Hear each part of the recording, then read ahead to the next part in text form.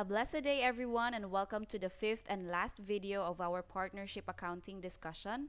So, last video or the fourth video, we discussed about liquidation using lump sum method, and on this video, we are going to talk about partnership liquidation using installment method. So, to recap, what is a liquidation? A liquidation or the liquidation of a partnership is the winding up of its business activities characterized by sale of all non-cash assets, settlement of all liabilities, and distribution of the remaining cash to the partners. So when we say liquidation, this is going to be the end of the partnership life. Winding up the business affairs is equivalent to the termination, or it will lead to the termination of the partnership or the life of the company.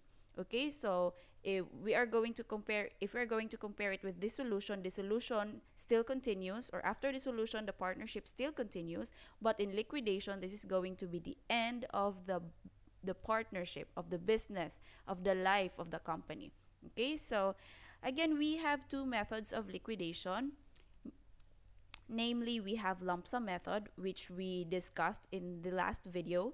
So under this method, all non-cash assets are realized and the related gains or losses are distributed, and then all liabilities are paid before a single final cash distribution is made to the partners. So there should be a conversion of all non-cash assets into cash before paying all the liabilities and before distribution of cash to the partners. But again, like what we have mentioned in the last video, hindi naman sa lahat ng pagkakataon all our non-cash assets will be realized or will be converted into cash in one transaction only. So may mga panahon na today 1/4 of the non-cash assets are sold, and then the following day another 1/4 are sold. So hindi siya isang bagsakan lang na ma-realize ang lahat ng or mako-convert ang lahat ng non-cash assets, and that is why installment method could be an alternative. So under this method, realization of non-cash assets are accomplished over an extended period of time. When cash is available, creditors may be partially or fully paid. So that's one difference between installment and lump sum. Kasi kay lump sum, as the moment na may pera na or na-realize, na-convert na lahat ng non-cash assets, we are going to pay all our liabilities and then magdidistribute ng cash sa partners. Whereas in installment, pag nagkaroon na ng pera, we could pay our creditors. If we have enough money, we could pay our creditors in full. But if hindi pa naman enough ang money natin dahil hindi pa na-realize lahat ng assets, we could pay them partially. And then, any excess may be distributed. What's distributed? May be distributed to the partners in accordance with a program of safe payments or a cash priority program. So these are schedules we usually prepare para malaman natin kung sino ang mga partners na pwedeng bigyan na ng available cash or sino yung mga partners na kailangan nating i-prioritize na mabigyan ng cash. So this process persists until all the non-cash assets are sold. Kaya lang, since hindi siya katulad ni lump sum na isahan lang ang pagbigay ng pera sa mga partners, installment method is, okay, bebenta tayo ng non-cash, may pera, bayad ng creditors, magbigay ng pera sa partners. And then nakabenta ulit, magbibigay na naman sa partners, and then nakabenta ulit, magbibigay na naman sa partners. So, from the term itself, installment, hindi isang bagsakan ang distribution ng pera sa mga partners. Okay? So, ano po tong safe payments and cash priority program? First, schedule of safe payments. This assumes that all possible losses due to inability of the partnership to dispose of part or all the remaining non-cash assets and failure of the partners with capital deficiencies to make additional contributions. Since hindi nga isang bagsakan ang pagbenta ng lahat ng non-cash assets, this schedule of safe payments is exercising prudence. Okay? It's as if lahat ng hindi pa nabenta ay hindi na mabebenta. And it's as if pag may partner na nag-negative ang kanyang capital account, it's as if hindi siya makakapag-invest ng additional money. So remember, we have solvent and insolvent partner or we could characterize a partner to be insolvent or solvent. So under this, if we are going to prepare a schedule of safe payments, it's as if a negative or a deficient partner is an insolvent partner. So what will be the result? It's since insolvent yung partner na yun, all other partners na hindi pa deficient will absorb the negative balance of that partner's account. So ayun, prudence. So nag-exercise siya ng as if ang dami niyang loss. Okay? Ina-assume niya na lahat ng possible losses. So that is how we are going to prepare schedule of safe payments. And the other one is the cash priority program. But before we go into cash priority program, let us first have an illustration about safe payments. And we are going to use the illustration of Limen, Parduccio, and Chua. Okay? So, ano po kayang required? Okay, how much cash should be distributed to each partner? So, we have partners, Limen, Parduccio, and Chua share profits and losses in the ratio of 5:3:2. The partners decided to liquidate the partnership on July 1, and their statement of financial position prior to liquidation is as follows. Now, you have their 400, 720, and 700 capital balances of the three partners. And Limen has a receivable of 80,000 from the partnership dahil may utang ang partnership sa kanya. So the partnership is to be liquidated by installment. Now, on July 31, the first sale of non-cash assets costing 1.2 realized 900,000. So liquidation expenses paid amount to 20,000. So kung lump sum pa sana to, after the first sale of non-cash asset na 1.2, hindi mo na magdi-distribute ng cash sa partners kasi nga isang bagsakan lang pag-distribute sa kanila. So hihintayin muna bago ma-distribute itong whole 2.1. But since the partnership is using installment method, from time to time na makakabenta sila, the partners could possibly receive cash distribution. Bakit possibly, ma'am? Kasi nga, meron tayong schedule of safe payments or cash priority program. Malalaman doon kung sino lang ang pwedeng bigyan as of the moment, sino ang ipa-prioritize na partner, okay, sino naman yung less prioritized partner, okay? So, how much cash should be distributed to each partner given this information? So, sabi pa niya July 31 pa lang naman. So, we will assume na yung tinatanong niya is the distribution on July 31. So, let's prepare a statement of liquidation. So, ito yung piniprepare natin even in the in the lump sum. So, in the fourth video, right? So, balances before liquidation, let's plot those amounts. And then, let us consider the sale of some non-cash assets and the distribution of loss. Okay, may label na agad. So, how much was that? In the amount of 900,000, binenta niya ang 1.2 million non-cash assets. So, basically, meron siyang loss na 300. Am I right? Okay, so 300. And then their profit sharing ratio is 5:3:2, or that means 50% for Limen. And then 30% for Parduccio and 20% for Chua. So you have there 150, 90, and 60. The balances will be okay. Alright, so there you go. The liabilities, hindi po muna natin siya gagalawin. And then, we have enough cash to pay our 600,000 liability. So, according to the order of priority, uunahin ang outside creditor. So, we are going to deduct their 600,000. Therefore, the balance now is 1.3 minus 600, that's 700,000. Okay, as is naman si non-cash, meron pa tayong 900 liabilities. Ayan, ubos na. And then, loan. Okay, wala namang movements ang iba pang mga accounts. And then, the problem states that a liquidation expense of 20,000 is paid. So, ito yung mga gastos natin during liquidation. And that will be paid via cash. Tama? And that 20,000, ano magiging partner niyo, ma'am? Debit, liquidation expense, credit cash. Actually, hindi na tayo magde-debit liquidation expense kasi nga magde-terminate na ang partnership. We will automatically debit the partner's account. So that's 20,000 times 0.5. 10,000 will be debited to Lehman's capital. And then another 6,000 kay Parducho naman. And lastly, 4,000 kay Chua. So, the capital balances will be the following. Okay?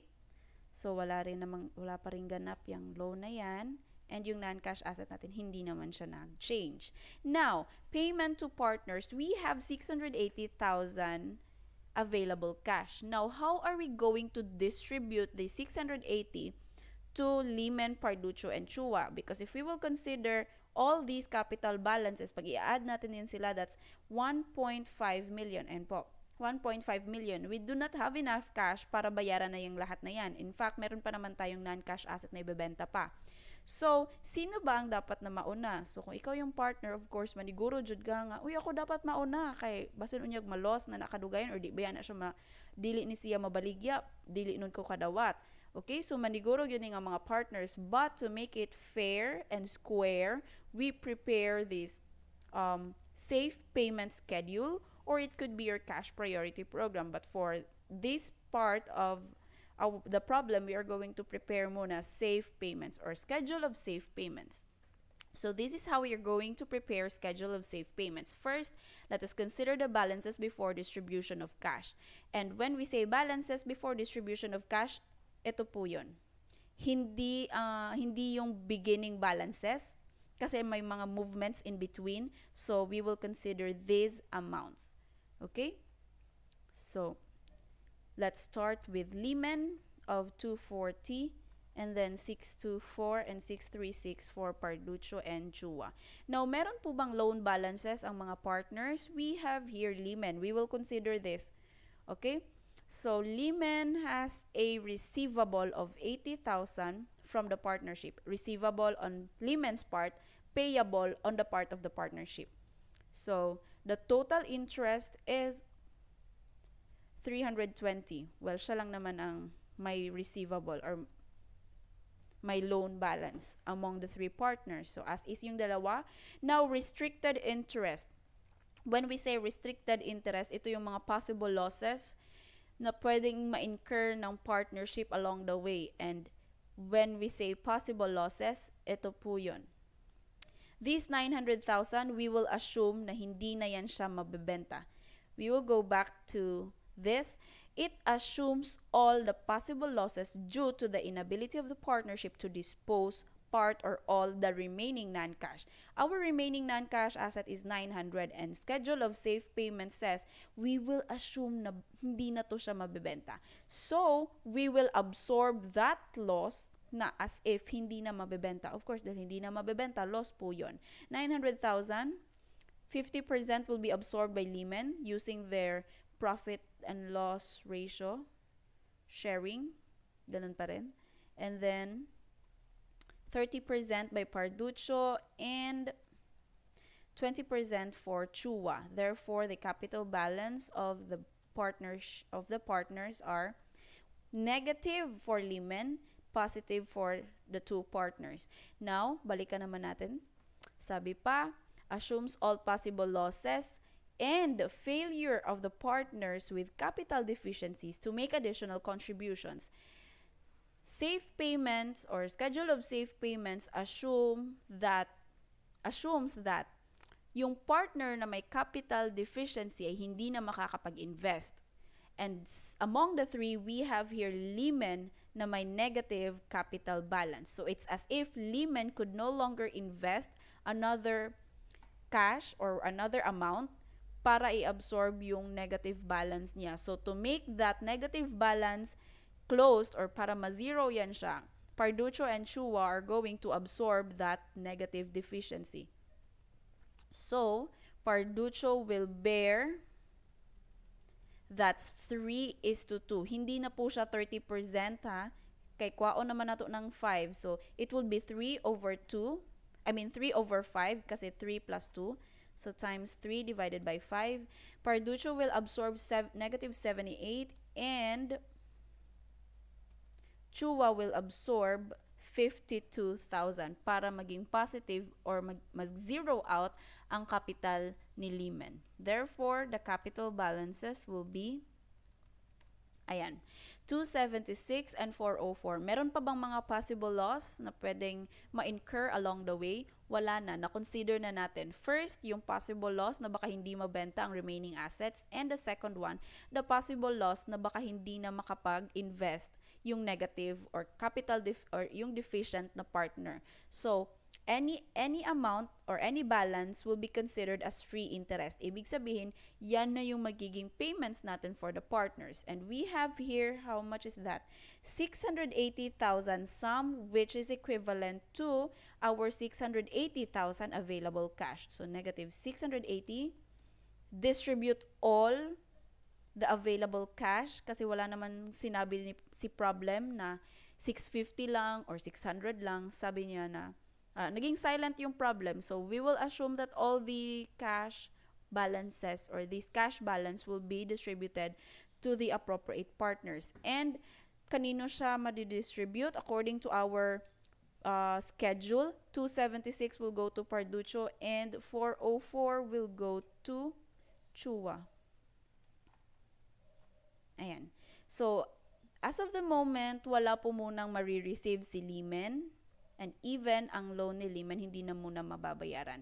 So, the priority during this July 31 is Parduccio and Chua. So, that is how we prepare schedule of safe payments. So, for the first question, ayan na po yung answer natin. Ay, negative to. Negative 276. Negative siya in a sense na magbabayad na tayo sa kanya. So, mababawasan na. Okay?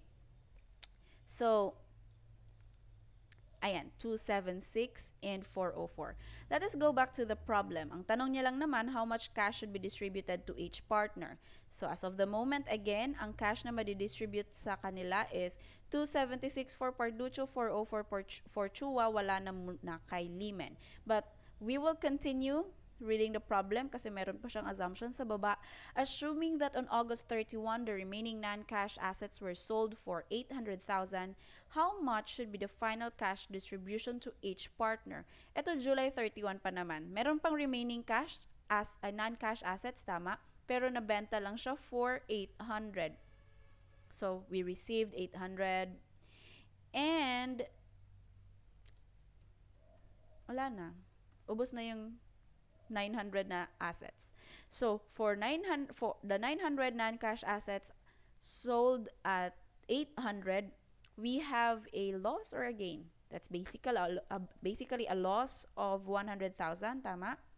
So, let's distribute that loss. 50% will go to Lehman. For Parduccio, 30 and 20% or 20,000 for Chua. The capital balances as of the moment are 190, 318, and 212. Okay?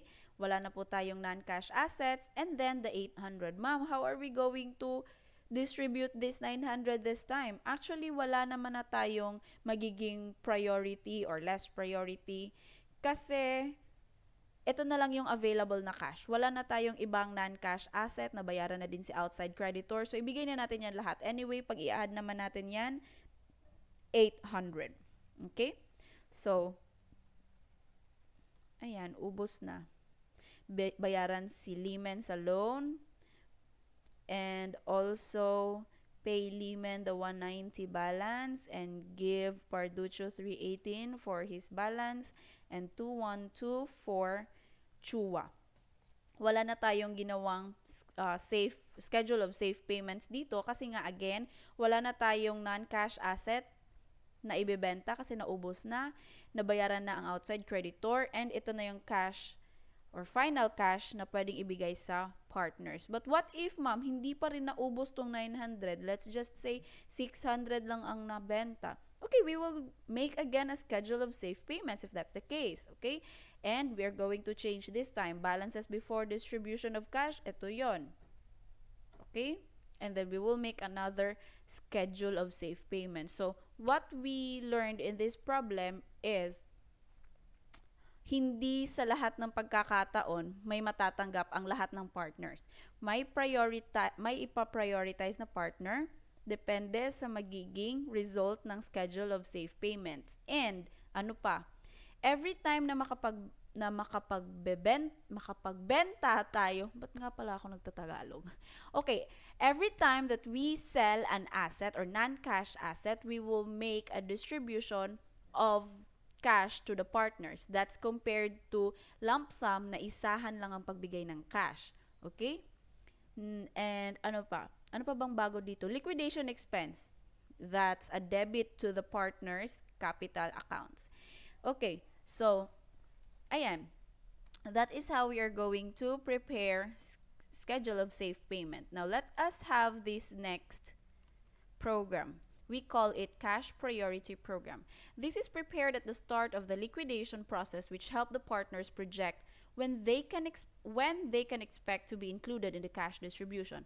Now, the partner with the biggest capital exposure or loss absorption balance would be prioritized in a cash distribution. Actually, this Cash Priority Program is just another way na para malaman kung sino ang ipa-prioritize na partner as of the moment using installment method. Now, let's assume using this same problem, we are going to prepare cash priority program, and let's see kung sino ang magiging prioritized partner this time. Using schedule of cash payments, we learned na si Parducho and si Chua ang naging priority, saka si Liman. Okay? Lastly, si Liman. But using cash priority program, let's see kung sino ang magiging prioritized partner. Now, capital balances. Compared to your schedule of safe payments, your capital balances or the amounts to be to reflect in the schedule are those beginning balances. Ayan. Yung 400, 720, and 700. So that's 400, 720, and 700. Compared to your schedule of safe payments, yung first amounts na ilalagay ay yung balance before distribution of cash. Okay? That's the first difference between cash payment, safe payment, and cash priority program. And then add the loan balances. Although this time, the same na sila. Okay, add mo yung loan balances. So, the same. We have 80,000 for Lehman. And there you go. The partners' total interests, the same. 720 and 700 for Parducho and Chua. Now, the next step is to divide that total interest to the P&L ratio of each partner. So, 50 goes to Lehman, 30 Parducho, and Chua 20, so that's 480 divided by 50% or 0.5. Therefore, your loss absorption balance is 960 for Lehman. 30% lang. And 20%. Okay. What is the purpose or what is the significance of this loss absorption balance? These amounts will show kung sino ang may pinaka-vulnerable when it comes to losses. Kung sino ang pinaka-vulnerable pagdating sa losses. So, if you will look at the figures, mas malaki ang loss absorption balance ni Chua na 3.5 million. Ibig sabihin, kapag nagkaroon ng loss ang partnership, malaki ang magiging effect nito kay Chua. Next, 2.4. Ito yung second highest. So, pag nagkaroon ng loss ang partnership, pinaka-maaapektuhan si Chua. Next na maapektuhan si Parducho. Lastly, siya yung hindi masyadong maapektuhan, si Lehman. Now, according to these loss absorption balances, since si Chua yung pinakamadali or may pinakamalaking i-carry na loss in case na may loss ang partnership, then si Chua din ang makaka-receive ng first priority or first cash distribution. Siya yung magiging priority number 1. To make it fair, since si Chua ang pinaka-maaapektuhan based sa mga figures na to, siya yung pinaka-maaapektuhan pag may loss, dapat lang na pag nagkaroon ng gain or nagkaroon ng distribution of cash ang partnership, siya din ang mauna. Siya ang pinakadehado, so dapat siya pod ang pinakauna nga mudawat sa cash. Okay? So, unsaon man na siya, ma'am? So, that's 3.5 minus 2.4. So, you determine the difference between the highest loss absorption balance to the next highest. Yung next highest dito is 2.4. The difference is 1.1. That 1.1 multiplied, that 1.1 multiplied by its profit and loss ratio, that's 20%. Therefore, Chua will have 220,000. So, what does this mean? Pag nagkaroon ng pera or available cash ang partnership, unang makakatanggap si Chua in the amount of 220. Hindi naman lahat ng available cash mapupunta agad kay Chua. Limited, 220. So, the first 220,000 bigay kay Chua. Now, let's have the next priority. Okay. Ayan. So, as of this moment, Porducho and Chua has the same balances of 2.4. Yung next highest, si Limen. So, let us try to look at the difference between the two. So, ayan, 1.44 million na difference. So, the same kay Chua. That's one. And, of course, this time, magiging the same na sila, na 960. So, that 1.44 million, yan naman yung magiging cash payments sa respective partners. So, in priority number 2, hindi lang si Chua, kundi si Parducho, makikishare na din. Galing ni Parducho. Sharer. Ayan. 432 will go to Parducho and 288 will go to Chua. A total of 720,000 for the first priority. So, priority number 1, walang matatanggap si Limen, walang matatanggap si Parducho, and that will be there. And on the second priority, walang matatanggap si Limen, may 432 si Parducho, 288 kay Chua. So, the total priority cash payment for Chua is 508, 432 for Parducho, and 0 for Limen. Ibig sabihin, hindi talaga siya priority. Pag nagkaroon ng excess cash, saka na mabibigyan si Limen. Okay? Okay, so that's 720 plus 220. Total priority or total cash payments is 940 based on priority 1 and 2. Any excess, kung may pera tayo na more than 940 or our cash balance in excess of 940,000 will be distributed to Limen, Parducho, Chua in their or according to their P&L ratio. So, yan na yung magiging yan na yung panahon na makakatanggap si Limen. Okay? So, ma'am, hindi ko po na-gets para saan to. Okay, wait lang. Ayan. Accordingly, or based on this cash priority schedule na ginawa natin, let us analyze kung sino ang makakatanggap and how much ang matatanggap ng isang partner when the partnership has certain cash distribution. So, we have here available cash based on our statement of liquidation. Diba ito yun? Yung available cash, 680,000. So, yan yung gagamitin natin sa cash priority program na to. 680,000 available for distribution.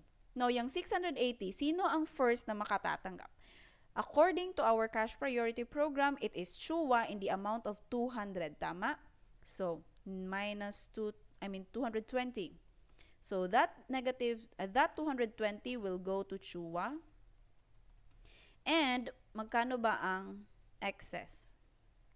We have remaining 460. So, that 460 will be given to Parducho and Chua since sila naman yung priority number 2. But if you could notice, priority number 2 is equal to 720. Pero hindi pa enough ang pera, 460 pa lang. So, how are we going to divide this 460 to these two partners? We are going to divide it proportionately. We have 460,000 available cash, and then Parducho will receive 432 over 720, and Chua will receive 288 over 720. So, if we are going to compute that one, that's 460 available cash times the ratio or proportionate amount of their supposed to be cash payment.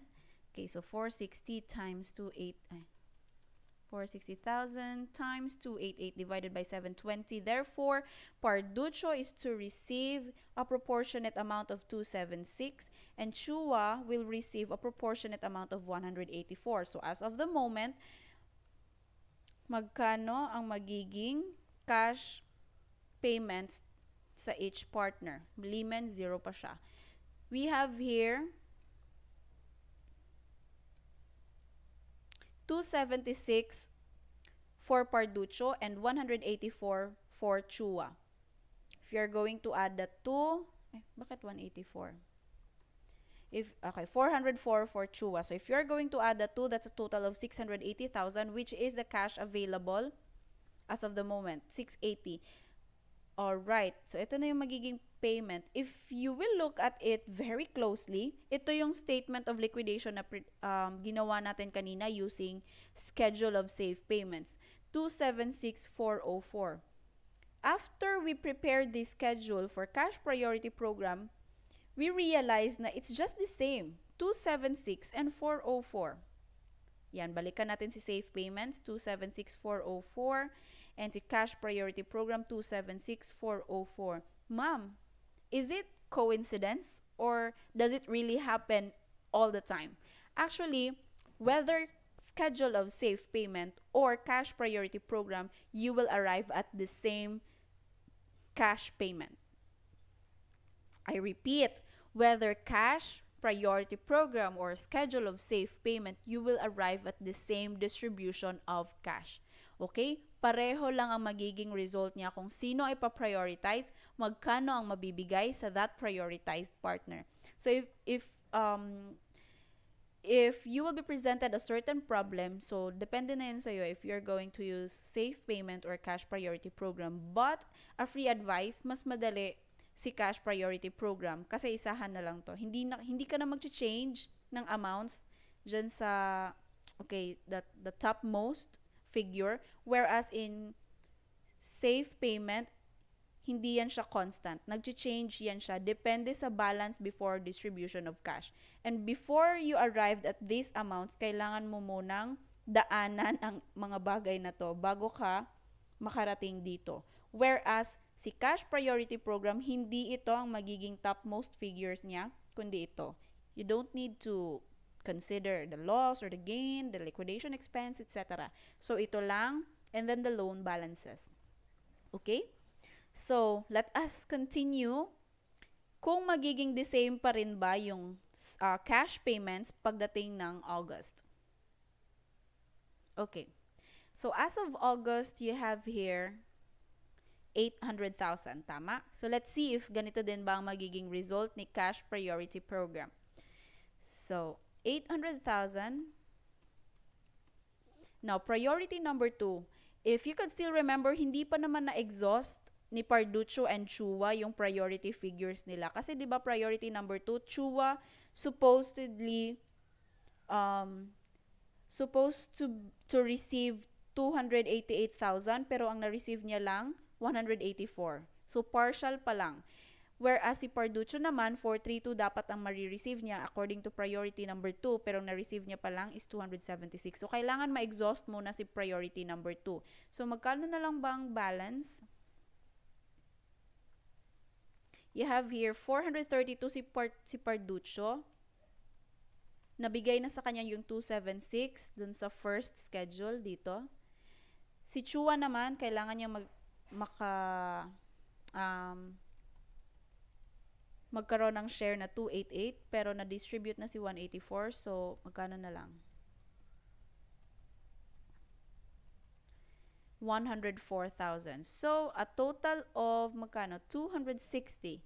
So, minus 260. Therefore, yung available cash mo naman this time is 540 na lang. Before that, i-plot muna natin to. Parduccio is to receive 156, whereas Chua is to receive 104 para dun sa balance ni priority number 2 nila. Ang excess naman na 540, ma'am, paano natin to distribute? Wala na. Nabigay na natin yung priority number 1, nabigay naman natin si priority number 2. Now, we will go here, excess 50, 30, 20. Yung excess na 540 will be distributed according to their P&L profit and loss sharing ratio. So, that's 270. We have 540 times 30, you have 162, and 20%, 108 to Chua. A total of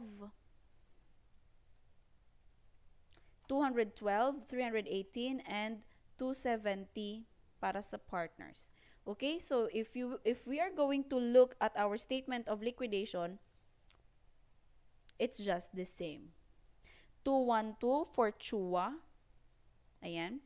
318 for Parduccio. Ayan. And 270 for Limen. Ma'am, paano naging 270? 190 lang naman yan. Remember, yung loan na to para din kay Limen. So, if you will add these two, 80 and 190, that's a total of 270. So, okay, the same. So, it depends upon you kung it depends on you kung anong gagamitin mo, safe payment or cash priority program. But we realized that whether you use safe payment or cash priority program, they are just the same. Now, let's proceed to problem number 2. Ang haba naman nun, ma'am. 1 pa pala yun. Unfortunately, 1 pa yun. Okay, problem number 2, we have here, how much cash should be distributed to each partner? So, we have here Leong, Ricab, and Edulan, who share profit and loss in the ratio of 5:3:2 pa rin. Okay? Now, in the first cash sale of other assets with a carrying amount of 150, realized 120. So, nagbenta ka ng 150, pero nabenta mo siya for 120, meron kang loss na 30,000, tama? And then, yung available cash are given or distributed to each partner. We are going to use cash safe payment in this problem. So, I will be presenting safe payments only. Pero pag gusto nyo naman na i-check kung magiging equal lang siya kay cash priority program, you could prepare cash priority program. So, let us first have balance before distribution of cash.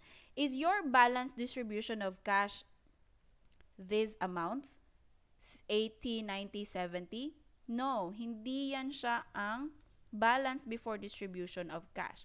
That is your capital balance. So, magkano yan? Sorry. 80, 90, and 70. 80, 90, and 70. Meron tayong loss on realization. Tama na magkano yun? 150 minus 120. Nalugi tayo ng 30,000. So, 30,000 times 50%. So, that's negative 15. Deduction para kay Leong. Para naman kay Recap, you have there 30%. So, magkano ba ang 30% ni, 30,000. So, that's 9,000. And lastly, you have here 6,000. That's 20%. Okay? And then, we can now compute for the balance before cash distribution. Yan. And then add loan balances. Do we have any loan balances? Wala naman. So, 0. And then, wala din naman ang i-add. Partners' total interests are 65, 81, and 64 respectively. Then, let us go to restricted interest. Ano nga yung concept ni restricted interest? It's as if the remaining non-cash assets could no longer be disposed. Okay? So, magkano ba ang remaining non-cash assets? May 250 ka. Benenta mo na yung 150. So, magkano ang naiwan? That's 100. Tama? So, you have here a possible loss na baka hindi na mabenta si 100. 50% will go to Leong, 30% will go to Recab, and 20% will go to Edulan. Therefore, the remaining balance are the following. You have there 15 for Leong, 51 for Recab, and 44 for Edulan. Ma'am, di ba may isa pa yon, yung possible loss on partner's deficiency? Question, may nag-deficient ba na partner? Wala naman na, positive naman silang lahat. So, wala ka nang i-restrict na another possible loss. So, okay na yan. Therefore, our free interest safe payments will be 15 for Leong, 51 for Recab, and 44 for Edulan. So, if you are going to make a cash priority program, yan din yung lalabas. Okay? So, hindi ko na present. I will leave it as a drill para sa inyo. Now, let's proceed to problem number 3. This time, we will focus on cash priority program. So, partners, Paraiso, Ligiralde, share profits and losses 60-40 respectively. Now, in June, assets with a book value of 220 were sold for 180. Creditors were paid in full and 20,000 was paid to partners. Okay, sino ang makakatanggap ng 20,000 na yan? That's the question. In July, assets with book value of 100 were sold for 120. If you could notice, may gain tayo na 20,000, tama? And on the same month, liquidation of 5,000 were paid. And then, this 125,000 was paid again to the three partners or to the partners. But the question is, how much will be given to Paraiso? How much will be given to Ligiralde? In August, the remaining assets were sold for 225,000. Required. How much cash should Ligiralde receive in June?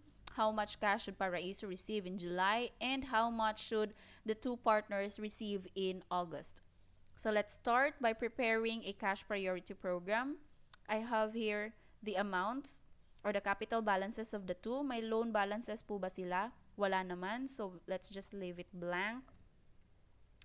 Therefore, you have there total interests the same as their capital balances. Our next step is to divide that total interest sa kanilang profit and loss ratio. You have there a loss absorption of 375 for Paraiso and 437 kay 500. If you could see, 437,500 for Ligiralde. If you could see, mas malaki yung loss absorption balance ni Ligiralde. Ibig sabihin, mas vulnerable siya. So, if that's the case, dapat mas una siya na makaka-receive ng cash. So, if you're going to compare, that 62,500 na mas malaki si Ligiralde.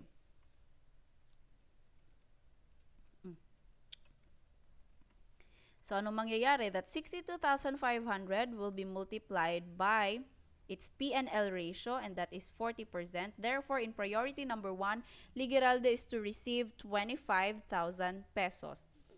And then, if there is any available cash, ibibigay natin kay Paraiso. Ma'am, hindi na po ba prioritize si Paraiso? Wala na eh. Balance na kasi sila. So, hindi na magiging priority. Wala nang priority number 2. Okay? So, we will just proceed to the excess. Ano nga yung excess? It will be distributed according to their P&L ratio. Ayan. So, hindi priority si Paraiso. I'm so sorry, Paraiso. Okay.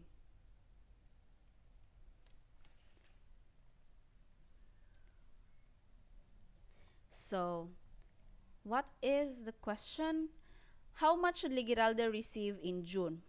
How much is the available cash in June? Ayan, sabi pa niya, 20,000 was paid to the partners in June. So, if we are going to prepare a schedule of payment, may available pera tayo na 20,000. Kanino natin siya ibibigay? Based on the cash priority program that we made, 25,000 dapat mabigyan muna natin si Ligeralde. Actually, kulang pa nga di ba? But it's okay. In the next time na may pera tayo, kailangan nating bigyan si Ligeralde according to the balance. So, 20,000 will go to Ligeralde. Paraiso, wala ka munang share ngayon. Okay? So, the answer for question number 1 is 20,000. Everything will go to Ligeralde. Question number 2, how about in July? How much will Paraiso receive? Magkano ba ang available na pera natin on July? Sabi pa niya, you will give 125,000 on July. Okay, I have 125,000. But take note, may kulang pa nga pala ako kay Ligeralde na how much? 25,000 ang kanyang priority, pero 20,000 pa lang ang nabigay. May kulang akong 5,000. So, bigyan muna natin yung 5,000 kay Ligeralde. How much is the balance? That's 120,000. We are going to distribute them. Eto. 60-40. So, that's 120 times 0.6, 72, and 40% will go to Ligeralde. A total of 53 to Ligeralde, 72 to Paraiso, and that's it. Okay? So, that will be our cash distribution at the end of July. Now, on the last statement, sabi pa niya, okay, in August, the remaining assets were sold for 225. So, kung binenta natin for 225, magkano ang cash na receive natin? 225 din. Yun nga yung benta niya. Okay? So, if you could notice, hindi natin kinonsider kung may loss on sale ba or gain on sale in cash priority program. Diba? Okay, so, hindi. Hindi siya magiging relevant in the computation of the cash distribution. So, hindi katulad ni schedule of safe payments na i-consider if may gain or loss kasi i-consider yung changes ni capital balance. Tama? Dito yun, oh. Ayan. So, i-consider pa natin. Okay, so, excess of 60-40. So, Paraiso will receive 225, 60%, and Ligeralde will receive 40%. Okay, that will be our cash distribution on August. So if we are going to make a statement on liquidation, it will appear as this. So, meron tayong loss na 40,000, tama? Binenta natin ang asset na 220, binenta for 180. So, we have a loss of 40,000. Okay? So, 80 minus 120. That loss of 40,000 will be distributed to the partners according to their P&L ratio. So, 24 and 16 to Ligeralde. The balance are the following. Okay. And then, we will pay our liabilities. Kaso, ay, 180 pala. Okay. So, we could pay our liabilities in full. 200. And then, 0 na si liabilities. Alright. And the others as is. And then, after that, we are going to distribute cash to the partners. But take note, 30,000 ang cash mo. But sabi pa niya, you only distributed 20,000. Tama? So, according to the cash priority program that we prepared, all 20,000 will go to Ligeralde. So, minus 20, bigay natin yan kay Ligeralde.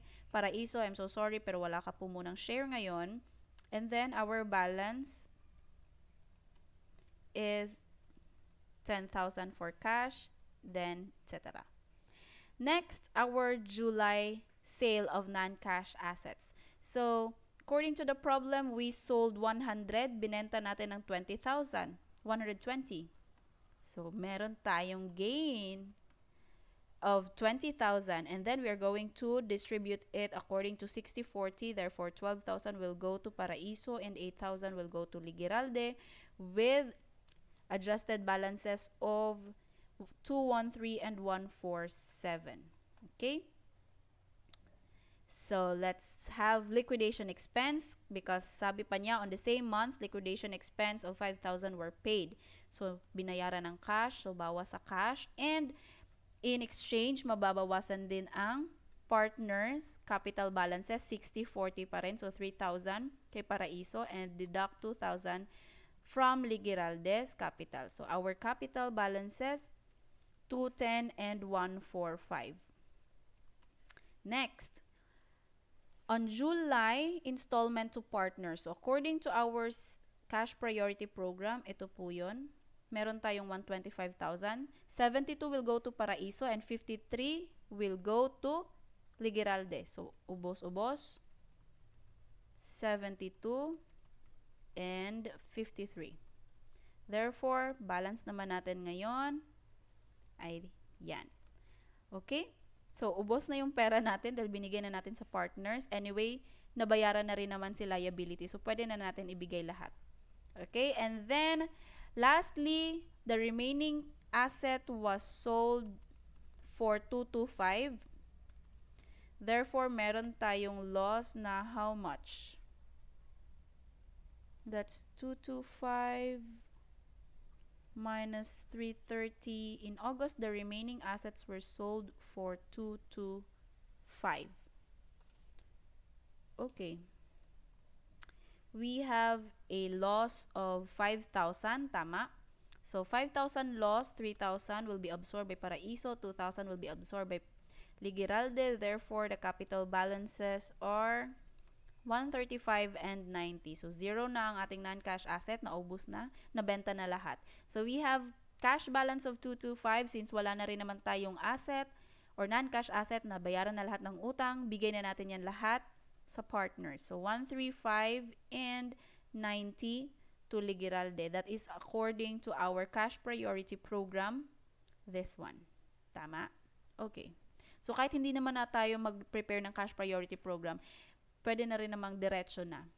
Kasi, wala rin namang priority na dito eh. Okay? Excess na lang yan.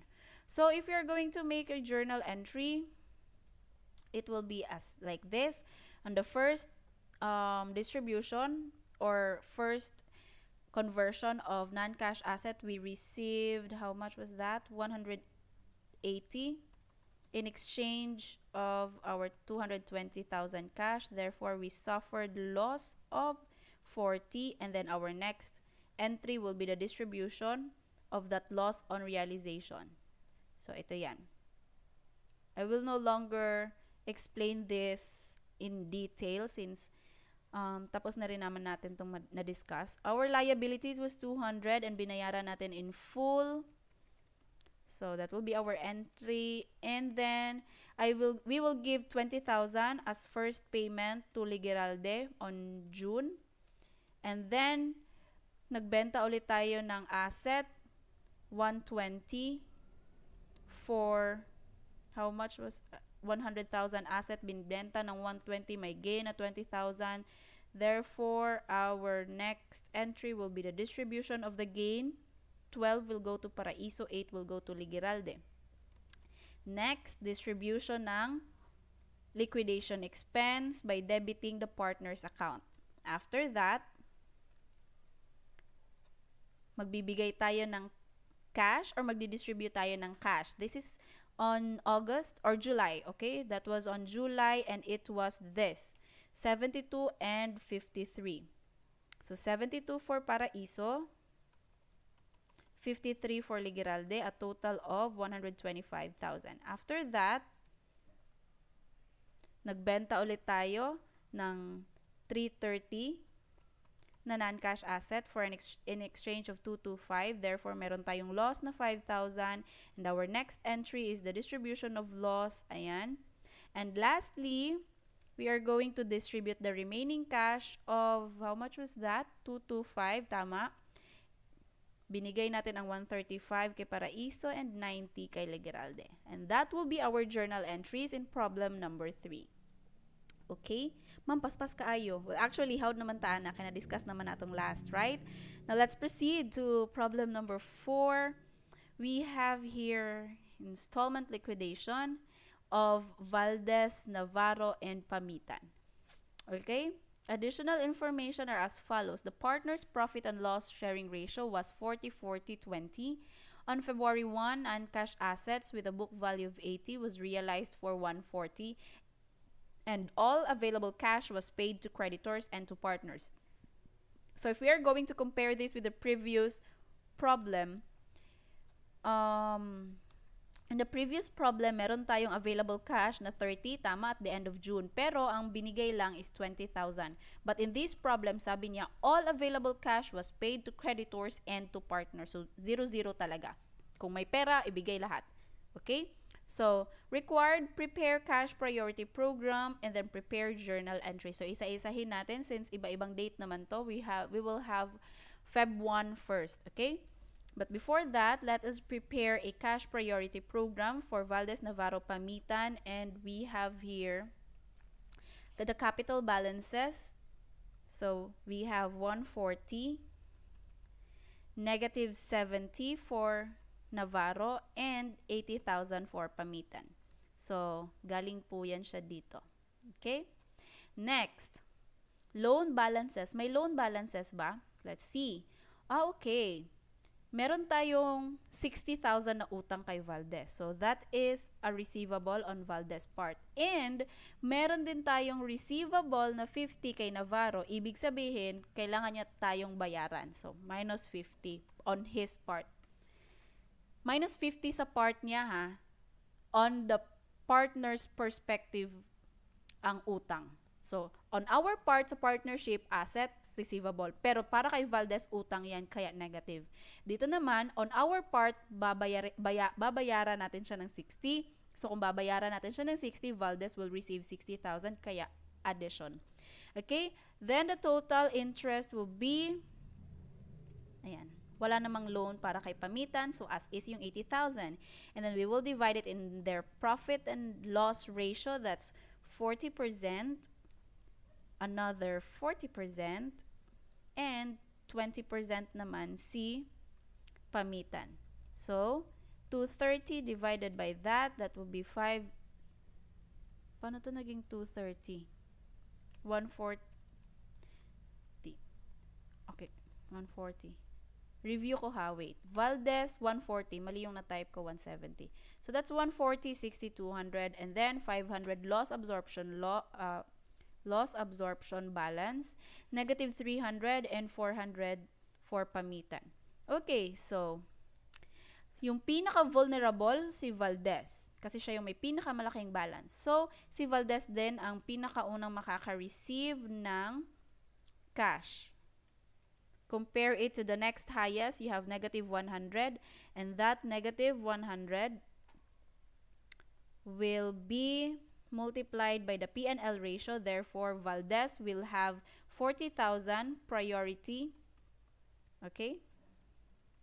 Next, equal na ba ang lahat ng partners? Hindi pa naman, di ba?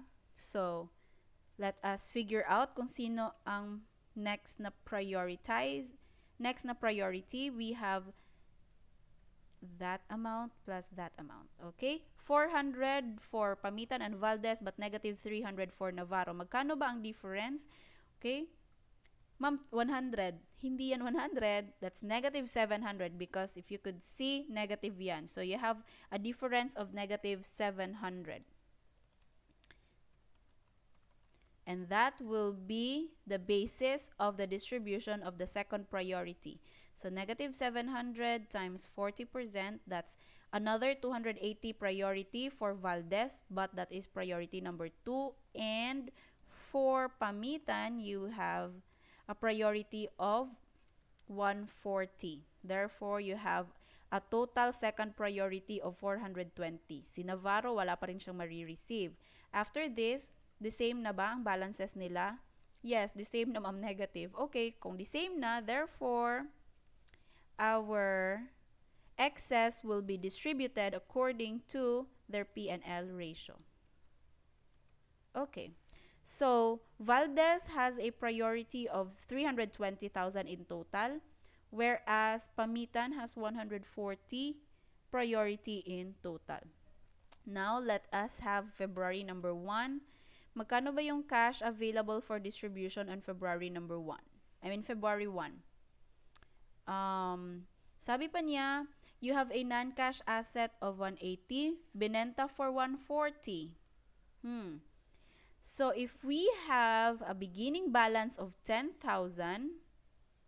and then nakabenta plus 140, pero sabi niya, bayaran muna lahat ng creditor, so minus 90. Tama? How much is that? 10,000, nakabenta ng 140, pero binayaran si creditors na 90. You have an available of 60,000 cash for distribution. And priority number 1 says that 40,000 will go to Valdez. Lahat ng 40,000. May sobra pa ba? Yes, meron pang 20,000. So that 20,000 will be given to Valdez and Pamitan based on their priority number 2 amount. So, since hindi naman enough si 20,000 para makover ang 420 na priority number 2, what will we do? The same, proportionately. So, you have their 20,000 times 280 will go to Valdez. That's 280 over 420. Therefore, Valdez will have a share of 1333. And then, Pamitan will have 20 times 140 divide 420, a share of 6,667 for this. Okay, for the first distribution. Okay, so if we are going to make a journal entry of these transactions, okay, we will have first, we received cash, tama? In exchange of magkano yon? 180 non-cash asset. So, non-cash asset of 180 na benta ng 140. Therefore, we have a loss on realization of 40. Tama? And that 40 will be distributed to these three. You have 40,000 loss. And then 40%, tama ba, will go to Valdez. And, 16. And Pamitan will have 20%. So that's 16, 16, 8. Next, what will be our next entry? Binayaran natin si trade payable na 90, tama? 90,000. What will be the next entry naman? I guess this is the distribution of cash. You have an available cash of magkano yun? 60,000. 53 goes to Valdez. 6667 goes to Pamitan. Okay, so that's 60. Valdez has 53,333 and 6667 for Pamitan. Next, let's have February 4. Ano bang nangyari kay February 4?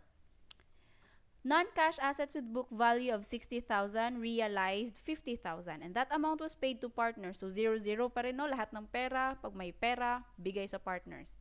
So, let us first have an entry of the disposal of our assets. You received how much?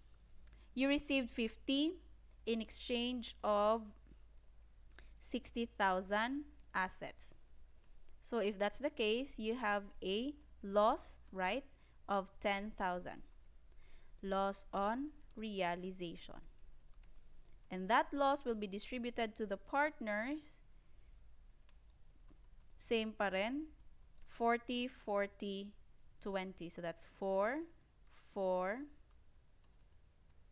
and 2,000 for Pamitan. And then what is our next entry?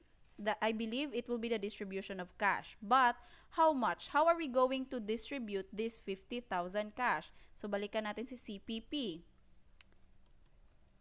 Okay, we have 50,000 cash available for distribution. Na-exhaust na ba si priority number 2? Di ba wala pa man? Out of 420 na priority number 2, 20,000 pa lang atong nahatag. So we still have 400,000 left, tama? And then we have 50,000. So, kulang pa gyud ay gihapon. So, let us allocate it proportionately. This time, 50,000 lang. So, that's 50 times 280 divide 420. So, the same lang gihapon. This one divided by this, and this divided by this. Okay, proportionately. Therefore, 33,333 will go to Valdez, and Pamitan will have 50,000 times 140 divided 420. Pamitan will have 16,667. Okay, that's negative 50. So in our entry, these figures will reflect 33,333 to Valdez, 16,667. For Pamitan, a total of 50,000 available cash. Next, what happens in February 5?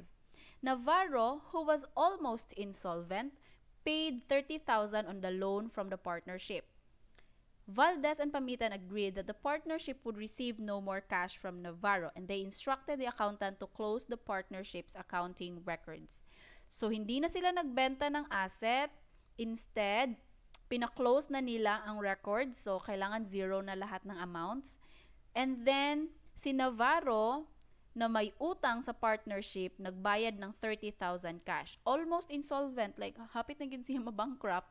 So niingon si Valdez ug si Pamitan na okay, dili na ta mag-collect kay Navarro. And then lahat ng non-cash assets na hindi nabenta, wag na nating ibenta. So let us see kung pila pang ilahang wala na benta. You have 240 non-cash assets. Nabaligya na ang 180, so you deduct 180. And then, on February 4, nagbaligya pod sila og another 60. Alright, nabaligya na di ay tanan. Okay, ang wala na lang nahitabo, ang settlement sa ilahang cash. Kay ang tanan pod nila nga utang, nabayaran na pod. So, let us consider this 30,000 payment of Navarro. So, I believe we received cash, right? So we received cash of 30,000 from Navarro, and atong gi-eliminate ang iyahang loan receivable. Pila tong utang ni Navarro sa atua? Let's check. Uy, 50,000. Pero ang iyahang lang gibayad, how much? 30,000. So lugi tag 20,000. And how are we going to account that lugi? We will credit it to other partners' capital balances. So, ana pa si Valdez ug si Pamitan, okay, kami na ang bahala. Kay luoy na kay si Navarro, ano gyud siya kwarta. So, 20,000 will be allocated to Valdez and Pamitan according to their P&L ratio. So, that's 20. Pila to ilang P&L ratio? 40 Valdez, 20 Pamitan. So, that's only over 6. So, dili na siya 40%, but 40 divided by 60. And then, 2/6 will go to Pamitan. Ayan. So, ano pa si Navarro? Thank you, friends. And then, lastly, hindi pa pala to last. Our next entry will be, we are going to close Navarro's capital. Kaya wala namang yun siya ikahatag. So, tanawan na to kung pilang capital ni Navarro. Okay? So, Navarro has a beginning balance of, beginning pagani, negative na. Negative 170. Consider this a deduction. So, negative, how much? Negative 70 minus 16,000. Next, consider as well this one. Negative 4, so that's minus 4,000. And then, minus, yan na ba? Wala na ba siya ubang accounts? Okay, wala na. Kana ra di ay. The negative 70 beginning, minus 16, absorption of loss, minus 4, absorption of another loss. Pila ang balance ni Navarro? I believe that is 90,000, tama, na negative.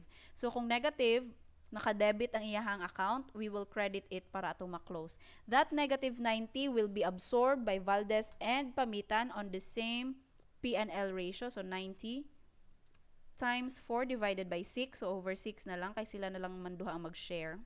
Times 2/6. Okay? So, that will be our next entry. What will be our next entry? Settlement. Okay na, nabaligyan na ta ng asset, nabayaran na ang liability. Si Navarro, nag-zero na ang iyang deficient account. So, let us proceed to the last settlement. So we have how much available cash? Pila to atong cash? Katong 30,000 nga gibayad ni Navarro sa to, amo na lang man gito atong cash. So let us allocate that one to the two partners. Again, sa ilahang ratio. Ratio gihapon ma'am nga naman 420, di ba? First, atong gihatagan 20. Next, gihatagan 50. Nahurot na ba? Wala pa gihapon. Kulang patag almost 350, tama? Okay. Pero on the fifth or on the third priority, 30 na lang. So, perti gyudaing kulanga. So, that's 30,000 will be distributed to Valdez and Pamitan according to the priority number 2. So, that's 30,000 times 280 divide 420. So, 20,000 for Valdez, and I believe this is 10,000 for Pamitan. Okay? So, 10,000. Ano dili? 30 times 140 divided by 420. Okay? Therefore, we have here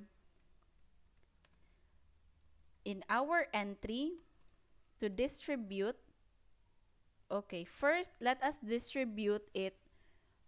Distribute to Valdez.